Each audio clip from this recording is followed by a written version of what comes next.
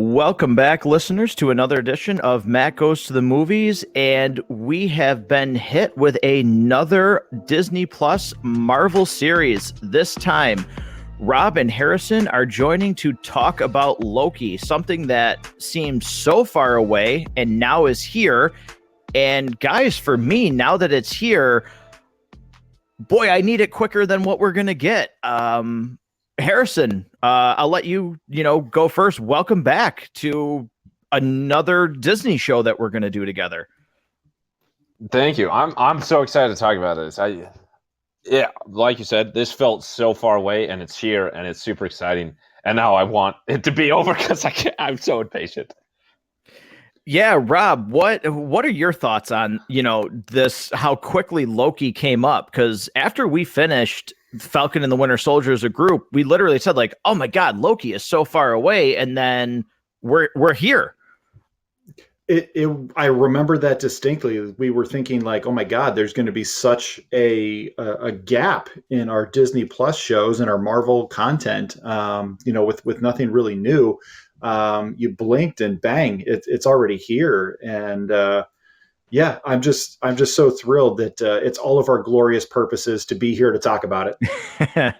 Yeah, I'm super excited to get in depth with this episode, but before we do, any listeners to the show that have listened to the Disney Plus shows, welcome back. If you have never heard one of these episodes at all, what happens with these episodes is we do a 2-minute warning portion where Rob, myself, and Harrison will each take a couple of minutes here to talk about the episode spoiler-free and to just give our general thoughts before we dive into spoilers. So, Rob, I will start with you.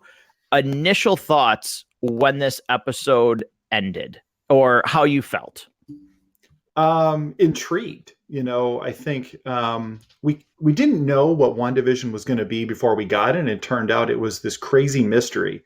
We knew it was going to be based on old sitcoms and things like that and draw its inspiration, but we really had no idea that week after week this thing was just going to draw us deeper and deeper and trying to figure out what was really happening and who was controlling and how that all worked. I think we had a general idea of what we were going to get with Falcon and the Winter Soldier, although I don't know that we knew it was going to have maybe the social impact that it ended up having. But we had a rough idea. It was going to feel like a continuation of Captain America 2, the Winter Soldier, and have that vibe. And it certainly did. And it was great week to week. It was going to be much more action, and we enjoyed that. With this, we kind of felt like it was going to be, Tom Hiddleston just being him and being fantastic as Loki, this character that is, the lovable mischief maker, the villain that you love to hate, who redeems himself throughout the MCU and really becomes a true hero. What were we going to get? We were going to get him, but I'm not sure what to think is going to be coming in the weeks to come. This thing is kind of wild, and I love it because it's got me kind of excited for the following weeks, but I just don't know what kind of show this is going to become. I think it's going to be pretty wild, pretty trippy. And I think it's going to turn us on our heads a little bit. Yeah. Harrison, I'll let you go last. Rob, I agree with a lot of what you said to a varying degree. All of these shows, you don't exactly know what you're getting. And Loki just continues that trend where I wasn't sure what to expect, but I didn't quite expect what we got. Not in a bad way, but also, too, just embracing how far right now Marvel is willing to go, like, outside of the realm of just grounded. I mean, we're talking space timekeepers here, and it's just like Marvel has decided that nothing seems to be off limits, as wacky as comic books can sometimes get when you read stories. It seems like this show is going to embrace some of those things, which makes me excited for what this will set up. I thought there were some surprising performances in this episode that were really good. I enjoyed this a lot. I thought it was a great setup. Well, not giving away too much, but for me, also explaining some things that I thought might be complicated, but went, that seems like a very simple but believable way to move about this universe, which I'll talk more about when we can discuss spoilers. So, Harrison, your spoiler-free initial thoughts of this episode. Pretty much in the same line of the two of you. I've got so many questions. And it's crazy how, like, WandaVision was the first series we got. And I realized that these things that are out of order. It was going to be the Falcon and the Winter Soldier, but, you know, the pandemic adjusted that schedule. But we got something that was, like, really weird. And I remember doing those episodes being like, this is the craziest, like, most creative, like, zany thing that Marvel's ever done. And then we got Falcon and the Winter Soldier, where things were more grounded, and it was kind of a drop, bringing us back to a form we were used to. And now we get this, and it's like, this is nuts. Like, I'm struggling to wrap my head around it, and that's why I want that next episode to come so quickly. Like, I thought WandaVision made me impatient. I'm going to be so impatient with this.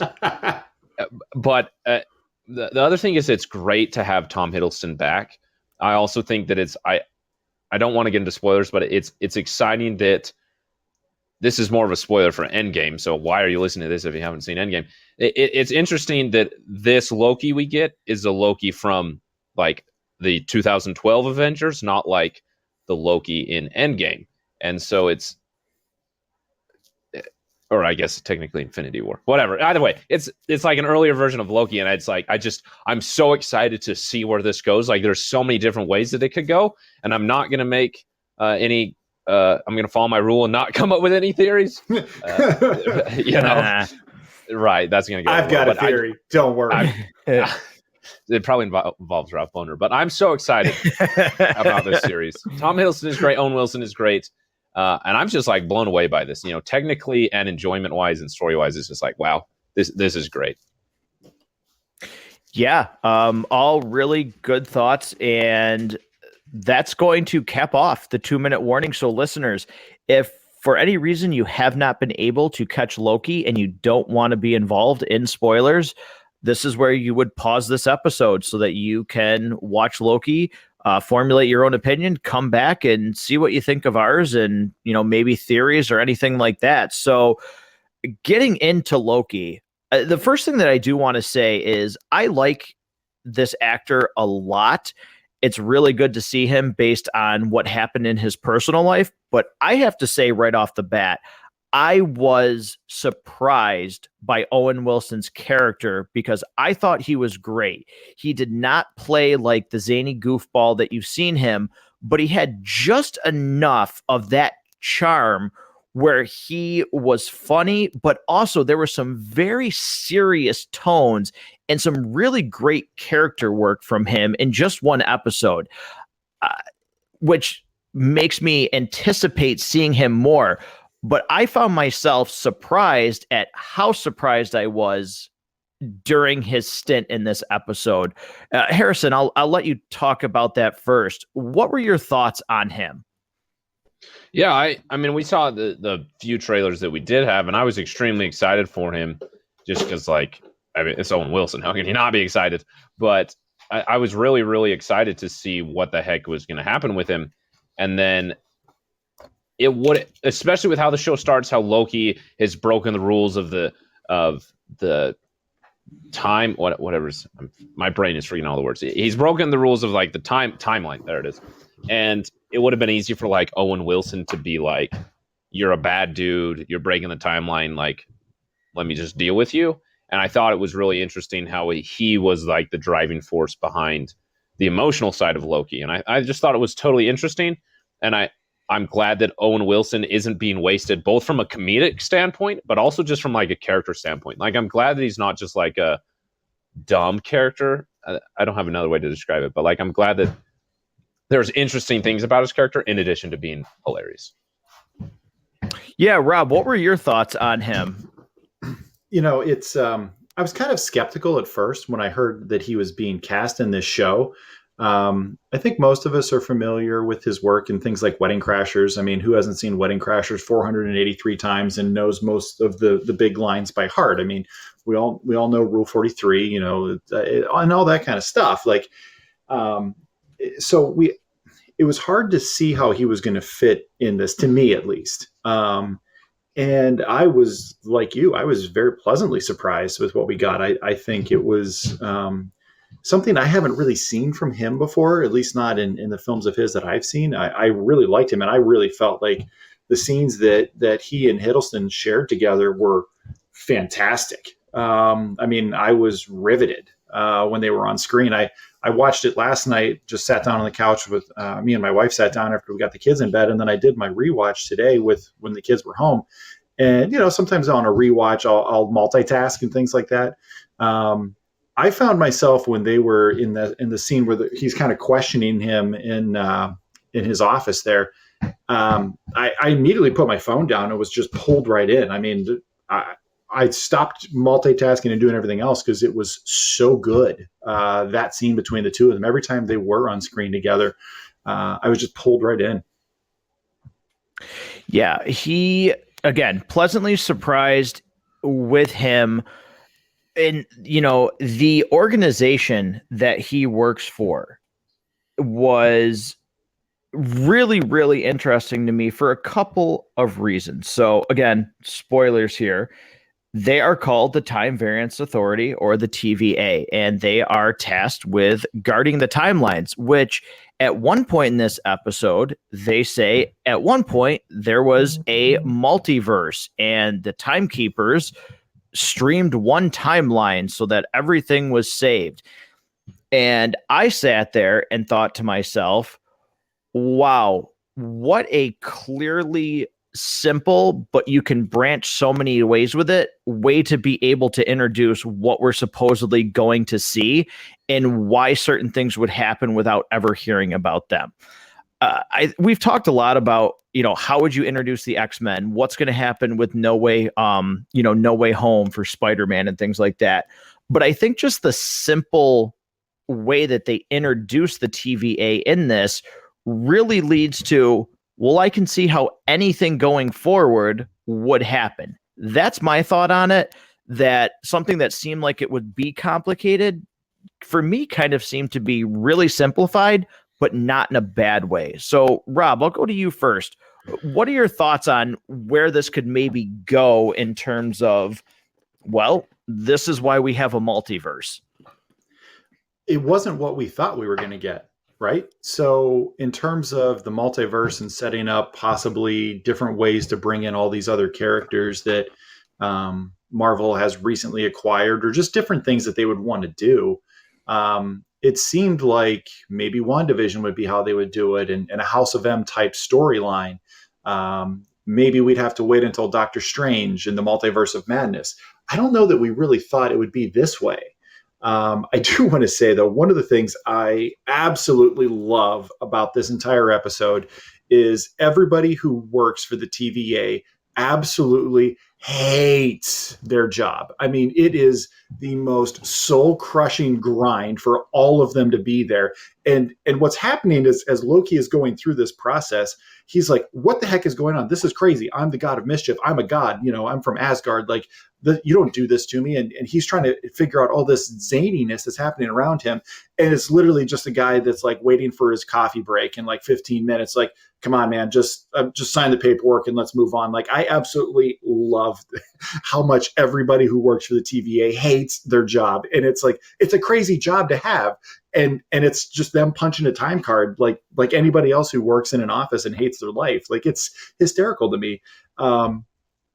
This could really be the way they introduce some other things. And I don't know, it's hard to say that they're going to do it in a TV show. I almost feel like it's probably going to happen in a film, but some of these characters might be seen later. And I hope we do. I hope we see them later. I think, I hope we continue to see Hiddleston.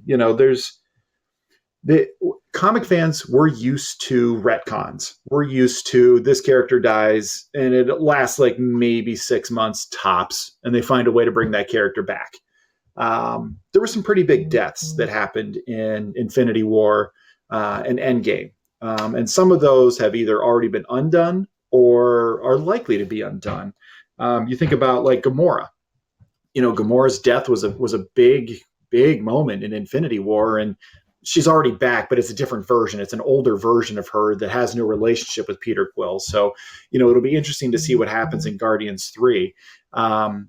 There's probably a good chance that Black Widow isn't going to stay dead. There's probably something that happens in this next film, her solo film, that's going to allow her to not be dead as we see her in Endgame. That's just sort of my working theory. And I also think the film's probably going to be phenomenal and make a lot of money, which is going to mean Disney's going to definitely want to do another one.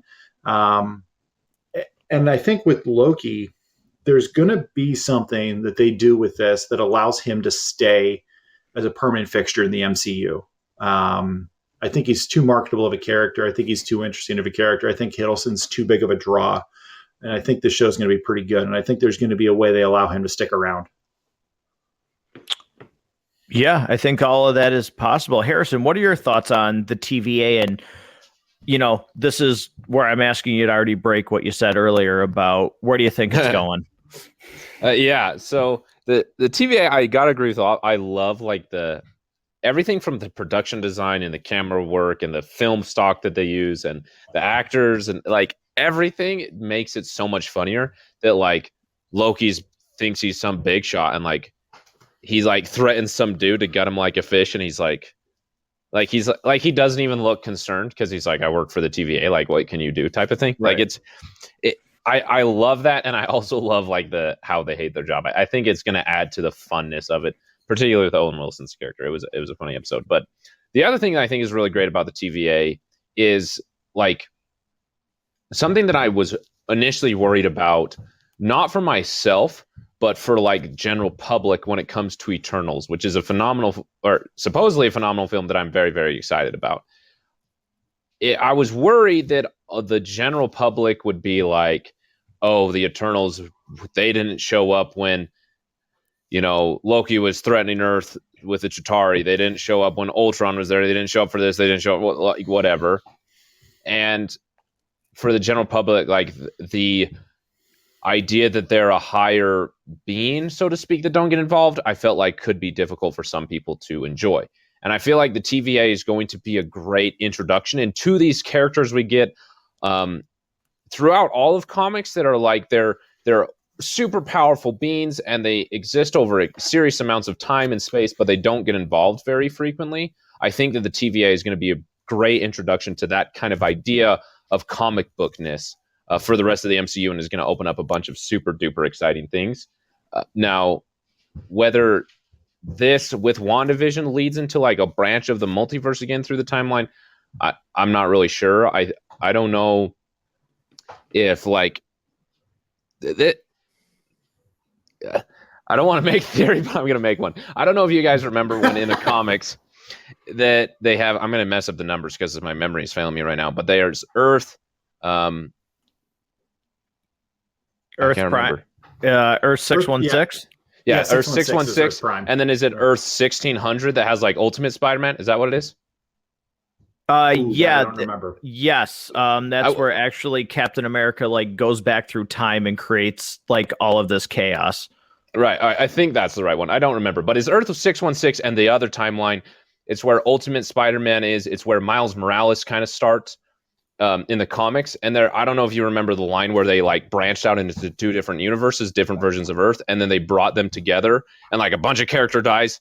And then some characters transitioned over into a new Earth 616, but it was characters from both Earths, but now on 616. I don't know if you remember that. But I think that that's going to be something that's going to happen here is that we're going to get like a cool exploration into this craziness of the multiverse and like a bunch of madness is going to happen. And then it's going to be quickly resolved back into the same timeline that we've been experiencing. That would be my theory. I think that WandaVision is going to cause a branch. I think that this is going to cause a branch. Obviously, Doctor Strange and the Multiverse of Madness, things like No Way Home. I think that obviously clearly is the general idea that the MCU and comic book movies is moving towards. I think that's what the public, the pop culture is moving towards. The next part of comic book films is the multiverse, both with Marvel and DC. So I definitely think that the TVA, if we're going to have the multiverse, we got to have these overseen beings that make it so that it's not madness. Yeah, I think again, all really good points. And, sticking with what you guys said about the TVA and like people hating their jobs, or, Loki thinking he's just like this big bad. And like, how are you doing? Like, you can't do that to me. Like, this is not worth my time. Like, it's so funny to see this. And one of the things I love about this episode, there's many, is how at certain times, once things get going, Loki is so like awe-inspired by the TVA. When he sees the city, he's like, this isn't real. He's like so shocked by what he's seeing. And this is a god for all intents purposes that has been to other realms and, lived in Asgard, which is this gorgeous place and has, unbelievable technology. And he's just baffled by what's in front of him. And let's not forget, these guys have infinity stones as paperweights, and the guy makes a joke about it. Like, these are the things that almost, that took out half the population and then almost was going to wipe out this entire Earth because Thanos was sick of the event, like was fed up with the Avengers. And these guys are like, yeah, we use those for paperweights. So they did a really good job in this episode of establishing like how big of a deal this organization is, and how in the grand scheme of things, like, you're like an ant. Like Fury said to Loki and the Avengers, like, ant boot. That's what the TVA felt like, and I thought it was really well done. So Harrison, I'll let you follow up on that if you have anything. Yeah, I think that that's really crucial for everything moving forward, is the idea that there are more powerful things out there than we've previously experienced is the only way to make the multiverse successful. And I love that it wasn't just like, oh, hey, we're super powerful, we use Infinity Stones as paperweights. Like, seeing Loki's astonishment at, like, there is something more powerful than the Tesseract or whatever. Like that one line where he's like staring at the TV with the timeline. He's like, is this the greatest power ever? Something like that. I feel like that sold the significance of the TVA more than anything else. And I just love it. Yeah, Rob, any follow-up thoughts on those points? I just love when he pulls out the drawer like it's the lost and found bin, and he's just got I got this, I got the time stone, I got the mind stone here, like the same way you'd open your drawer and find a bunch of paper clips in there. Like, it's hysterical that they spent 22 films really building up the significance and importance of these stones and building the power in it. And this show's just like meh, and it's hysterical. I think one of the things that's going to if you don't like this series, if you don't like this particular episode of the show, it might be because you can't wrap your brain around the ideas of time travel. And I think that's going to be some things that people are going to question. Not getting too far ahead of myself, I like this episode a lot and I'm very excited about what's going to happen. If my feelings on it change by the end, though, it's going to maybe be around how they deal with the time aspect, which is clearly central to it. I think the best thing is that there's going to be viewers who are sitting there with a lot of questions about time travel. What's the correct timeline? Why did they get involved here but not there? Why was this permissible and not permissible? I just really think at this point, it's really best not to think about it too much, because the more you think about it, the more your head's just going to go into pink mist. I think I just kind of think, let the story tell itself. And as long as the story is fun, as long as the story pulls you in, some of the paradoxes, look, every time you talk about time travel, there's going to be paradoxes that you got to figure out. And they kind of even make fun of it a little bit in Endgame, but ultimately Endgame worked really well for me. And I sort of just go with it when it comes to the goofiness of time travel. And I think as long as you stick with that, with this series, I think you'll enjoy it. But if you're somebody who really wants things to line up and make sense, maybe you won't enjoy this series. I could see that being a possibility for certain viewers. One thing that I want to talk about with Loki that I was a little, I shouldn't say let down, because I was not let down by this episode as a whole or like in parts. But one thing that I did kind of question was, I love the trip down memory lane, and I didn't bring it up at the beginning, but you don't hear it for a while. But I mean, guys, the show starts and you get the Avengers theme. Is there ever going to be a time where you hear that and it doesn't get you pumped up? I mean, you Never. go a little while without hearing it, and then all of a sudden it's on your screen, and I was like, oh yeah, wait a minute, this is awesome. Like, it's so iconic now to hear that music. But going down memory lane with Loki, I did like seeing, what happened. Mobius, Owen Wilson's character, really presses him about when his mother dies. I thought that was a really great moment. You see him with Thor and Odin dying, and his moment with, his brother in Ragnarok, where he tells him he thought the world of him when Thor says that to Loki. I like seeing that because there were some really strong moments in there. But to me, I'll be interested in your guys' opinion.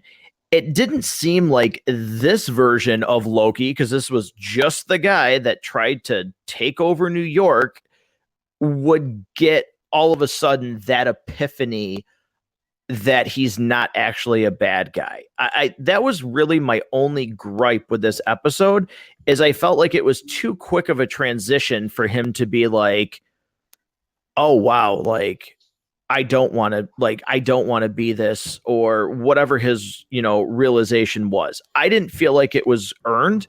Rob, I'll go to you first. Did you have any issue with that, or did you think that actually flowed, with the episode? I understand where you're coming from. Absolutely. If somebody also shares that opinion, I would not try to talk them out of it, because I definitely agree with it to a point.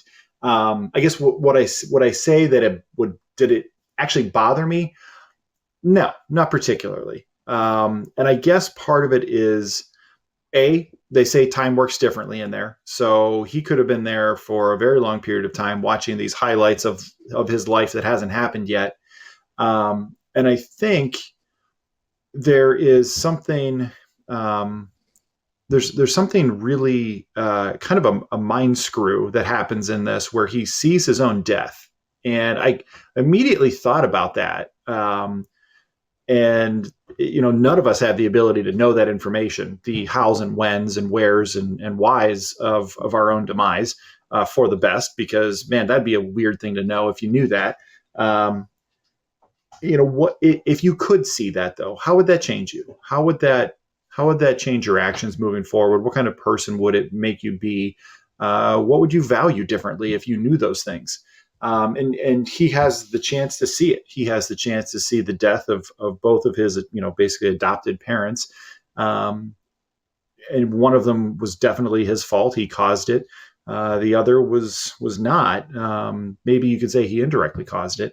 And then he sees his own death. He sees his brother give him the most heartfelt conversation that he's probably ever had. What kind of impact would that have on a person, even a god of mischief? If you feel it was fast, again, I'm not going to disagree. But I think in terms of being able to move the story along, I was okay with it. Okay. Harrison, what were your thoughts on his realization? I thought that it was. I'm with Rob, where I can totally understand it, why someone would feel that way, but I'm in the exact opposite, where I think that it worked phenomenally. I think that hearing Owen Wilson's character, Mobius, I think is his name, tell him that like he's someone that causes death and destruction and pain for everybody wherever he goes, and that he's not someone with glorious purpose of power. I think hearing that and then realizing that that is true, that he brought that to Asgard, he brought it to his mother, to his father, adopted parents, and ultimately to himself. I think that would kind of open up your eyes. And then I think that it finally did allow him to admit that, like, yes, I am this weak, hurt individual that's doing this for all the reasons I tell people they are. You know what I mean? Like, it's just, I felt like that's what allowed him to have that realization, is that that's what he's constantly uses against other people, and how seeing that actually happen, how that would really. Those are really good points. I'm going to have to go back and watch this episode with that viewpoint. So I liked how you guys both described that point of view on that. So let's switch to, I want to go back to the beginning for a second. And Rob, I'll go to you first. They're in the church. Mobius walks up to the little kid and talks to him and asks, who did this? Now, a lot of people would say, start the theories again. So, Rob, what are your thoughts? I see why you're starting with me. What are your thoughts on that? Because it seemed a little on the nose. And Marvel showed with WandaVision that they were certainly willing to make you think a character was going to be something or this meant something and pull the rug on it. But boy, they seem to be teasing heavily again a character that was rumored to be part of WandaVision. And Harrison had some thoughts on that there's still, chances for him to be here. Where do you think that was a reference to Mephisto? Man, those red herrings were out there. The little breadcrumbs were out there all through WandaVision. We were teased with some of those things. The girl, I think it's an actress that points at the stained glass with the devil. Immediately, I'm going, oh, they're doing Mephisto, and then I'm like, wait, hold on. I've been hurt before. I'm not going down this path again. I'm not going to do that. It could have just been Loki with like the big horn, crown thing. And that's sort of where she gets it from.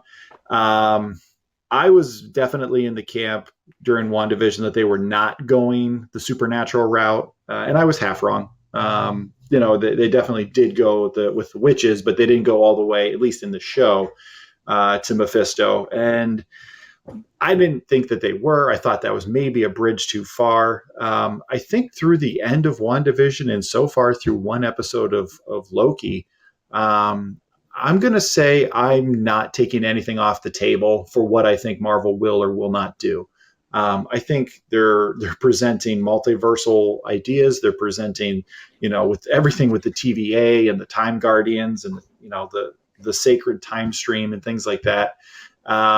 It seems like they're willing to just go nuts. They're willing to not stick with tried and true. They're willing to trust their audience enough that we're going to come with them no matter where they go. And they don't have to just give us, shiny explosions and quips, every 30 seconds to keep showing up to the movies. This is maybe a little bit of a risk. But I'm going to say I don't think anything's off the table at this point. And I'll save my theory for later. Okay. Harrison, where do you stand on that scene? I didn't even think about Mephisto until you started to talk to Rob about getting the theories ready, which is dumb because I remember talking about Mephisto all the time. So why would I not bring that up? But when that scene happened, I was like, oh yeah, it's just Loki with his big horns. So who knows? But I'm just going to steal from Rob. I'm not going to take anything off the table. But in retrospect, I don't think that a character like Mephisto is going to be introduced in a show about Loki.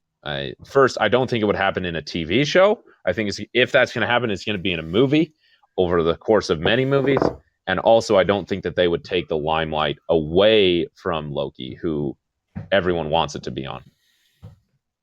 Yeah, I think we'll probably still get breadcrumbs because it very well could be Loki based off of the end of this episode, that just the horns and that's what you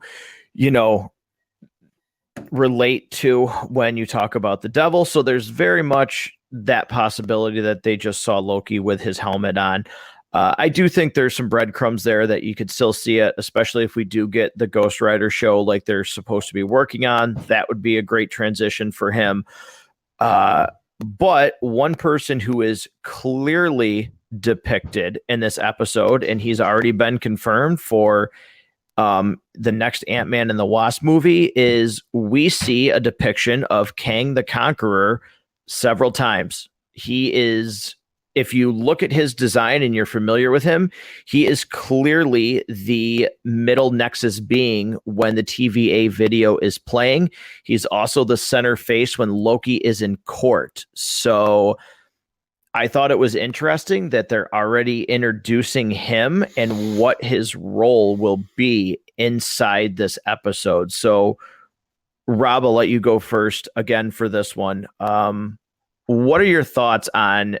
Do you think we'll see him in this show, or do you think this is going to be the extent? We're just going to see like that animated and just his like statues throughout the TVA since he is one of the Nexus beings. I kind of feel Harrison's onto something in the big reveals, the big character introductions are going to be in the films. That's, they make a lot more money at the box office than they probably do with people signing up for streaming. It's kind of hard to password share a movie ticket. So I think for what's really, as much as people are definitely watching this show, I still think there are going to be hardcore, maybe not hardcore, but there's still going to be people who have seen every Marvel Cinematic film that have not seen the TV shows and maybe won't have the time. They can make time to go to the movie, though. They may not have time for a weekly show. So I think what they're probably going to be relying on is the big stuff that happens in these shows that's important. People will pick up just in pop culture, in the conversation around it. They'll ask their nerdy friends to kind of fill them in, and they'll go see the movies. A character like Kang, who's been rumored to be kind of the next big bad. There's certainly theories it's Doctor Doom. There's all kinds of, Galactus has been thrown out there as the next big bad. And, people thought they saw Galactus at different points of WandaVision. If Kang is our next big bad, if that's where things are headed, I don't see us actually being formally introduced to him in this show. Breadcrumbs, sure. Beyond that, I don't believe so. Harrison, where do you stand on that? And kind of a follow-up question with all of these things that might, again, because we showed how wrong we were with some previous episodes. Do you think that they could wait for movies to introduce, like to only show reveals for some of these characters in movies? Or would there just be too many things that you would have to eventually have one of these reveals, even if it is a very tiny teaser, just like in the first Avengers movie with Thanos, where he just turns his head? Do you think eventually we have to get to a point where these TV shows might have to be the reveal for some of these characters? Yeah, I do think that will come a point where it is that way. I don't think that we can. I mean, clearly Disney's strategy is that they want Disney Plus to be kind of the beginning, or not the beginning, but a mainstay in their income. And they can't do that without eventually taking these shows like extremely, extremely seriously, which they're already doing. I don't think that it's going to happen anytime soon, but I do think that eventually we are going to get to the point where maybe we're going to get the Thanos head turn at the season finale of, She-Hulk or whatever. I do think that will come eventually. I just don't think it's going to be with a Loki. I think that if there is going to be a big reveal, it's going to be how Loki continues in the MCU now. Okay. Rob, I'll let you piggyback off that question too. Do you feel that way too, that eventually we do have to just get to a point where something even minimal, like there has to be an actual reveal on one of these shows to keep people coming back to them? I think Disney will get to a point where they'll start plateauing with their subscriber base. Certainly when they first launched, there was all the stuff we heard we were getting. And the first thing really out of the gate was The Mandalorian, which was the surprise hit. And then, just through the wackiness of COVID, a lot of things got delayed. but I think they'll continue to see their subscriber base build and build as they continue putting out new original content that is must see TV, especially for fans of these amazing intellectual properties that they own the rights to. Um, at some point, they will see those subscriber numbers plateau, and they will have to find a way to continue to grow that revenue stream. And you can do it one of two ways. I'm already hearing that Netflix is thinking they're pretty close to a plateau. So the next way for them to grow their business is just going to have to be a price change. They're going to have to increase the price of their content. And before Disney does that, because I think a lot of people get their Disney Plus and Hulu and ESPN through some kind of bundle. There's a ton of those out there, especially with cellular providers. So a ton of people are getting it through that. They're probably not going to be able to make their money back through a price increase. So they're going to have to find a way to get new subscribers. And another way for them to get new subscribers is going to be the shows have to matter more. There might be something that will be introduced that if you missed it, man, it gets spoiled for you on Facebook or Instagram, or somebody at the office says something about it and you haven't seen it. And now all of a sudden you feel like you're missing out. So now you have to subscribe so that you don't get something spoiled for you that was crazy and you need to have seen it. Imagine if you would have had the deep fake Luke Skywalker reveal ruined for you before you had actually seen it. Like, you would have been so mad. Like, you would have been completely bummed out. So there will probably be a time they get to that point where these shows now have to do something crazy. Or they take a fan favorite character. Maybe we get a Wolverine show. Maybe. Who knows? Years down the road. That would be the kind of thing that people are going to reach for their wallet. And if they've been on the fence about adding another streaming service, or which streaming services are they going to keep and which ones are going to drop, that might be something that drives a person to add Disney Plus who didn't have it before. Yeah, very, very good thoughts there from both of you. You know, with Loki, we do find out at the end of this episode where, you know, Mobius tells him, well, the person we're hunting is you. And he says, excuse me, or something to that effect. A very interesting concept there, because as far as we know, how is there another Loki in the timeline? So it sets up a very interesting concept of how would this Loki be in this, whatever version this is, how is this Loki in this timeline?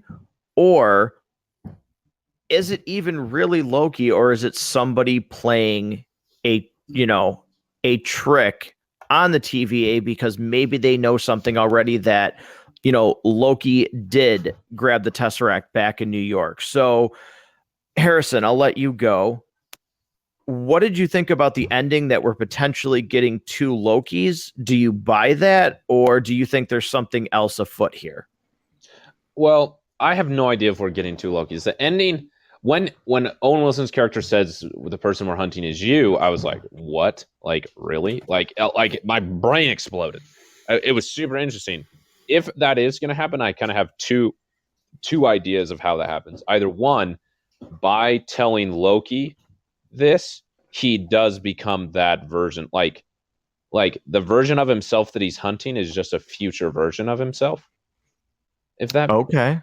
Do you get what I'm saying? Like yeah. He works with the TVA, and later in the future, the Loki that is being hunted is the same Loki that did the hunting. But because time is weird with the TVA, that's how it happens. That was my first thought. The second thought was it's a Loki somewhere in one of the areas where we didn't see them, either between the Thor film and the Avengers film, or between somewhere between Ragnarok. Like there's so many places that we haven't seen Loki. And I think it could fill in one of those gaps. But I hope my first idea is right, just because that would be super interesting. But when the end of the season came, or the end of the episode came, and we got that sweet scene with the fire and it, like the person in the hood, I was like, why would the person be wearing a hood? Like, if they just told us the person they're hunting, why would they not just show us that it's Loki?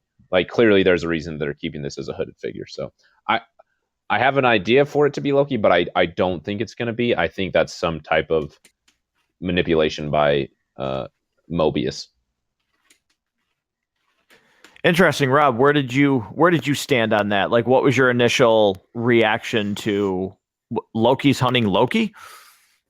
Yeah, so I think when they reveal that that's who it is, it makes a lot more sense why Mobius is kind of almost, he's not acting like a cop anymore. You know, he's acting more like a psychiatrist. He's acting more like a counselor.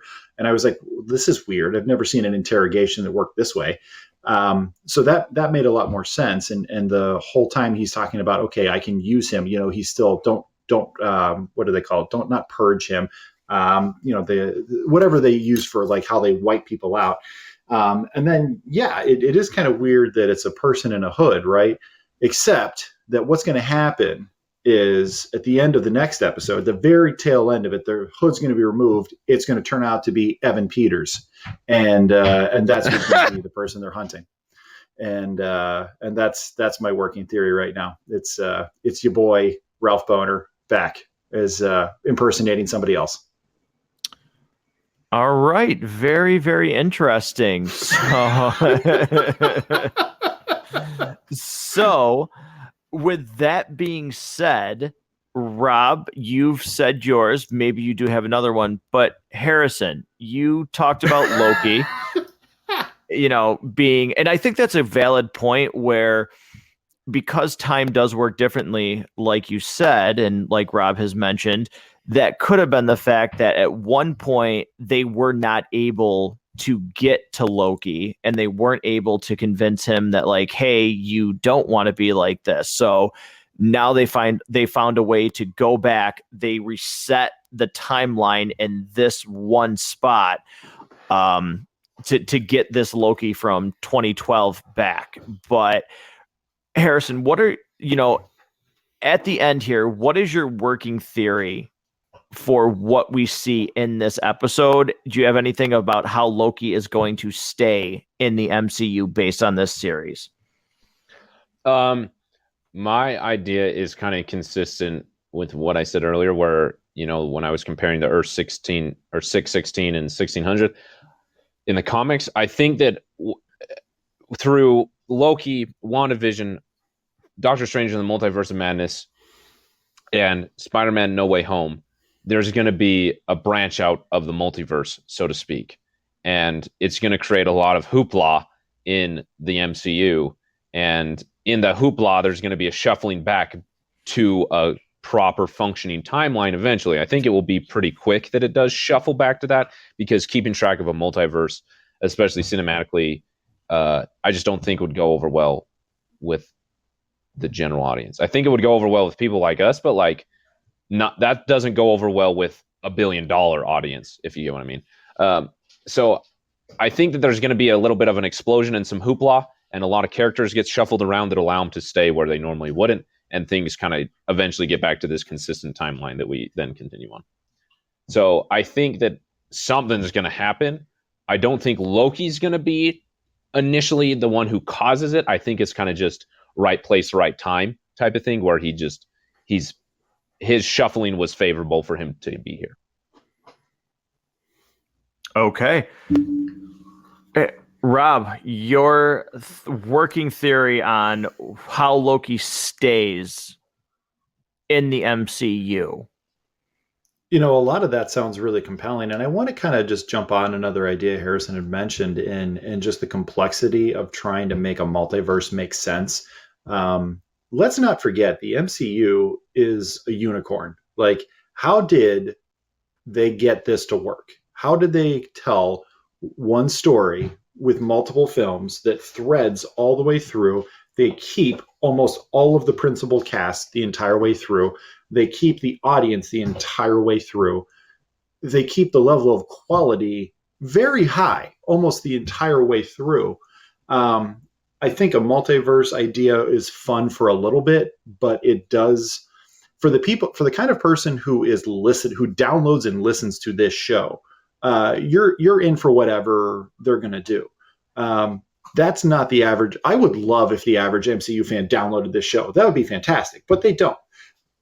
the average MCU fan will probably not be able to keep track of it that well. I mean, just think about what a mess DC is right now. I mean, they have the Battinson movie that's supposed to come out soon. They had a separate Joker film. They had the Snyder Cut, which is moving one direction. You know, there's a Snyderverse, and then there's the films that came out after it that they're not really sure if those are going to stay or go or what they're doing. Like it's a mess. And I'm a super fan, and I can barely keep track of where all these characters are coming and going. And then they're going to introduce Michael Keaton's Batman with a Watchmen sort of looking bat signal, bat symbol with the blood on it. And what's that even mean? And it's kind of a mess. I don't know that your average fan is really going to be super into a multiverse idea. So do it for 4 or 5 films and TV shows. Introduce what you want to introduce, but then get back to just telling really interesting stories with interesting characters, and not let this be the kind of thing that dominates your cinematic universe moving forward. I mean, I do think that, talking about the multiverse, I think you guys are both right. It is very cool in concept, but I think it can only run for a limited time before it is just very confusing. And I like Harrison's idea of basically like, that magic trick. Well, it's like, well, I've got 3 balls and one's red, one's blue, and one's yellow. And boom, I smash them together and now it's one. I think that is probably what will happen. We'll get some quick teases and some chaos, but that'll be able to come together relatively quickly in the grand scheme of things, because I think it will get very complicated to have, well, you have to remember that this person is this version over here, but then in this movie, they are this person. I think that could get to the average person. And that's, again, the reason these movies make so much money when the theaters are housing these movies is anybody can relate to it. And if you start to make it so it's only people that are super fans and want to really be like, okay, I have to really stretch my brain to remember why this person's here and why they're also over there, I think could, start to annihilate fans from this series. So really good points there. But Harrison, I'm going to let you cap off the review episode, the review portion of what you thought of this episode out of 5 reels with episode 1. Where does this stand for you? Man, tough question, because I'm trying to be more consistent with my ratings. I realize that I'm all over the place. I'm probably going to give this like a 3.5, because I'm waiting to see what happens. And this is the reason why. I remember getting extremely excited with WandaVision and Falcon and the Winter Soldier and being like, it's 5 out of 5. This is the best thing ever. And then it just it didn't continue that. And so I have a lot more apprehension this time around. But I do think this is already a lot stronger than those 2 were. Nothing against those. I do love those. But, technically the cinematography, the music especially, I can't believe I forgot to mention this now. The music in this show is phenomenal. I wish they would release it on Spotify so I could listen to it, because the music is great. Acting and the cast is phenomenal, and the ideas that they're presenting with the story is super duper fun. The most frustrating thing for me, though, is that I have no comic knowledge. Like the last few shows and things we've had in the MCU, even just movies, I've been able to rely on my knowledge and understanding of the comics to fill in the blanks, so to speak, where now I just genuinely have no idea. I've never read a single comic about Loki or the TVA or anything about the time or any of that. So I'm on the edge of my seat anticipating it. And so I'm super duper excited, but I have a little bit of apprehension. So I'd give it 3.5 reels. Okay. Rob, where do you stand on this episode? Entertainment value, excitement for the coming weeks. It's 4.5 reels for me, because, and I say that knowing that, like I had said earlier, there's some things they've set up that if they don't pay off well, I would probably change my rating of this if it doesn't end up ending well. I love the production design. I love that, Fallout kind of feel. If you're a big gamer, the Fallout games are very much kind of, imagine the 1950s, but high tech 1950s It's so cool how they mix stuff we've never seen with stuff that's very antiquated by our 2021 standards. I just absolutely adore that. I love it. The DB Cooper bit was kind of confusing to me. Like, what was the point of that? There's maybe a minor miss, but it's a fun scene, but I'm not sure what the point of it was. The acting is outstanding, and the intrigue is definitely set. If it pays off, I think I will still remember this as a great episode for the series. If it kind of falters a little bit, I probably won't remember this episode as fondly. But for me, it's 4.5. All right. I would say that this is 4 for me. I think there's some very strong performances. It was great to see Hiddleston back. It was great to see him not only back, but also, see this version of the character that was more, I'm a god, I'm helping it. Like, I'm doing this for the better of everybody because I know what's best and you don't. I like seeing that version of him back. I was pleasantly surprised by Owen Wilson's character, and the TVA was very intriguing. Again, cinematography, everything about this was really good. For me personally, I do think this was the strongest first episode out of this series. But Rob, I totally agree with you that, some of the things that are set up, and even going back to WandaVision, there are things that, okay, I think some of them are going to be the long haul and we see it, but there's definitely things that I still am looking for that, like, okay, you eventually have to pay this off, or going back, it'll be like, well, yeah, Loki was good, but it kind of was a road that went nowhere, and I just had to turn my car around and go back to where I came. So, it'll be interesting to see what we get from the setup from these shows to where it eventually takes us. But for right now, I would say that this episode is a 4 out of 5 for me. Very strong start. Again, I think the strongest start out of the 3 shows, in my opinion. I'm very intrigued by where it goes. So with that being said, also, Rob, I'm hoping you would do me a favor, and I'm going to give Harrison a moment here as well to plug the Basement Binge and what he's got coming up. But Rob, if you could, since you're as big a part, honestly, as Matt goes to the movies as I am, with all the help that you give me, like, in all honesty, give the listeners a recap of, episodes that we've been doing, and, where they can reach us. Cause you've talked to the fans of the show. You've been on the Facebook page, discussing things. So please plug away. Yeah. So if you're tuning in specifically for the MCU shows and the Disney Plus breakdowns, thank you. Definitely go back and check out some of the other stuff that we've done. We just did a lot of fun. We had talking about Mortal Kombat. It's kind of a mess of a movie. And sometimes the films that are kind of a mess are almost more fun to talk about than the ones that work really well. But some things that I would encourage people to do, and honestly, I think one of the most fun things for me doing these episodes is going back and rewatching things that I haven't done for a while, and finding films that I've changed my opinion on over time. And the one that I'm thinking of, there's really 2 that jump out to me that I have a different opinion from when we reviewed them to when I had last seen it, is absolutely the Watchmen film. I didn't remember that well. I didn't really like that well, but after my most recent viewing of it to cover with you, Matt, I have a much higher opinion of it, and I really enjoyed it a lot more. But Matrix Reloaded, I completely changed my opinion of that film on a recent rewatch, and that we did for the breakdown. And I think if you take out 1 or 2 things, you shorten up 1 or 2 things, it's a much better movie. So I would encourage any of the listeners who have not gone and listened to those, definitely check those out. In the MCU, there's 2 major MCU breakdowns where we rank the whole series.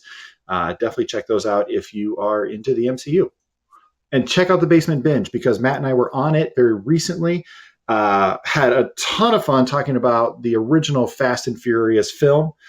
So please, Harrison, plug your show because that was a blast to do, and I'm looking forward to all the recaps that you're going to have coming out. Because man, that movie series is all over the place. Well, thank you. I appreciate. Well, first, I appreciate the two of you. Oh, go ahead. Sorry, Matt. I was going to say, Harrison, speaking of messes, tell us what episode you're going to be doing next. Well, so I've got to upload the episode that we recorded. That should be coming out tomorrow for the Fast and Furious, which that was a blast. I mean, I had to recruit Rob and Matt because I've never seen these Fast and the Furious movies. I'm only doing them because Matt kind of encouraged me to. So I was like, if I'm doing this, you got to come join me because if not, this podcast is going to be 15 minutes of me complaining. So we ended up having a ton of fun with the Fast and the Furious, Matt, Rob, and myself. It was a blast. Look out for that episode over at the Basement Binge, but also Too Fast, Too Furious. Matt and I are going to be recording. I also just released an episode on Cruella and A Quiet Place 2. So if you enjoyed either of those films, but yeah, Fast and the Furious from here on out pretty much. And it's going to be one heck of a ride, especially after Too Fast, Too Furious. That's an interesting film that I'm excited to talk with Matt about. So yeah, I cannot wait to do that one. It's going to be fun to do that series, especially whether it's all three of us or just the two of us based on some timing issues and things like that. But those are always a blast when we all get together. So I'm looking forward to that. Listeners of this show, if you have not, like Rob said, crossed over, listen to episodes of the Basement Binge, honestly, do it. There are just some really great episodes. Harrison has such a fantastic way, really, of breaking down the movies that he's talked about, really getting into why he likes them, whether there's personal meaning behind them, based on his life and things that, have happened. He really, in a lot of episodes, to what some people won't do, will open up and explain like why a movie moves him so much, which I appreciate so much as a listener, like hearing why an episode means so much to him, or a movie in this case particularly. I think it adds just such a layer of depth to hearing those episodes. So check the show notes out, go listen to the Basement Binge if you have not yet. And, to all the listeners of Matt Goes to the Movies, obviously we all thank you guys so much. This is obviously just such a cool project to do, and to have people that listen to the show and, talk about the things that we've done. We greatly appreciate it. We continue to look forward to doing Loki and, the other episodes that we just talked about. So once again, just to recap, thank you so much for listening. We will be back next week with another edition of this Disney Plus series, Loki. Thanks, guys.